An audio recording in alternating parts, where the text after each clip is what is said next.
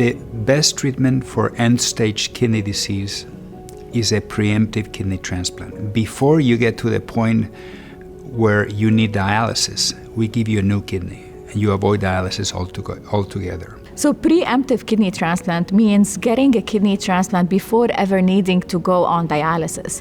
That's usually should be the goal for everyone. So when we do a preemptive kidney transplant, the patient is usually healthy enough because they're not on dialysis yet, so they're stronger and they're able to tolerate the transplant better. We know that preemptive kidney transplant is associated with shorter period of stay in the hospital, and we know that the kidneys usually have a less risk of rejection, they work faster, and they work for longer. So really the goal for everyone would be to get a preemptive kidney transplant. We talk about preemptive transplantation or avoiding dialysis as the best way to look after patients because it's the best for their health. It's best for their quality of life, and actually the outcomes of transplantation are better without dialysis. So there's 3 really good reasons to get a preemptive or early transplant before needing dialysis. Once their kidney function is declining, and once they're starting to get close to 20 ml per minute, or that GFR, the kidney function is about 20%, we want them to be referred to the kidney transplant program, and then they're activated on the kidney waiting list. And at the same time, as they get activated, they want to look for living donors.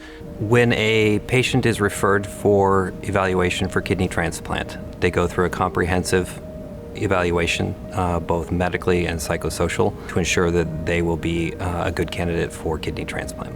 We look at a number of different factors to make sure that a kidney transplant will actually benefit the patient and not cause harm instead. The first step is to gather details on the patient's medical and surgical history. It's the transplant nephrologist, the surgeon, the dietitian, infectious disease, the social worker, the transplant coordinator. We all get together and we meet and we go over all of the results of the testing to make sure that the patient is a good fit for transplant.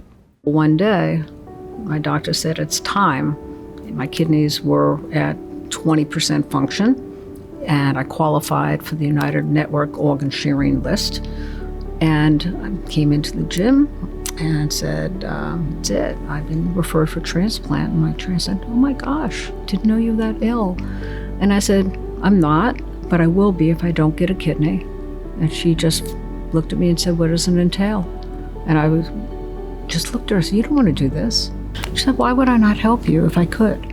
So getting a preemptive transplant often relies on having a living donor. A living donor is a hard thing to ask family, friends for.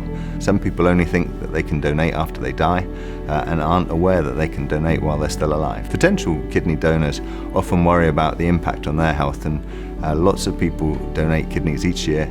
They've done it for many decades now, and we know that it's a relatively safe procedure. It doesn't really affect their quality of life or the things that they can do from a day-to-day perspective.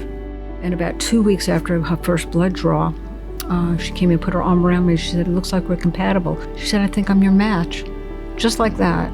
I cried and hugged her and I said, are you sure? She said, yeah, totally sure. May 21st of 2019, we both underwent a transplant and we never looked back. So a question that I get a lot is, I do have someone who is interested in giving me a kidney, but they're not a match to me. They're either the wrong blood type or I have antibodies against that donor. The paired exchange program is really a solution to this, and it will make a living donor kidney option an option for everyone. If you have an incompatible blood group, then you can do something called kidney paired exchange, so people will swap kidneys with another donor-recipient pair who aren't compatible. A donor A wants to give their kidney to the recipient A, but they're not a match, then we can do a kidney swap. That donor can give a kidney to someone else, and that someone else's donor who's a match to the first recipient will give them their kidney. So this way, both recipients will get good kidneys that are a match and that will last for longer. Polycystic kidney disease is a disease that frequently ends on kidney failure and requiring a kidney transplant. One thing that is fairly unique about polycystic kidney patients is that some of them have very large kidneys that cause problems. So when people are coming for kidney transplant, they sometimes get pain from their polycystic kidneys, and sometimes people talk about taking their kidneys out, medical term we call nephrectomy. And they can do that by using laparoscopic surgery or keyhole surgery, which means that it's less invasive and doesn't impact their life as much as the old ways of taking the kidneys out, which was a big, large scar. The laparoscopic approach is good for many people. Sometimes it's not possible depending on the specific circumstances with the patient. We don't generally recommend native nephrectomies if it's not medically indicated or if we don't think that the patient is really going to benefit from having that extra surgery. So getting a kidney transplant is the start of the future, is how I speak with patients. Following kidney transplant, patients are generally in the hospital for 3 to 5 days. During that time, we are checking labs to make sure that the kidney is doing well. We are managing the patient both from their recovery from surgery as well as any other medical issues that they have. The things people can expect are often that they get an increase in energy. Sometimes early on there's a side effects from the immunosuppression are felt more in the first 4 weeks, and that improves. But then actually getting on with a normal life, having regular blood tests to check on kidney function, and the anti-rejection medications are key. The success rate is fantastic. Your chances of going home with a working kidney after this surgery is in the high 90s. There's not a lot of other surgeries and medical treatments that have that success rate.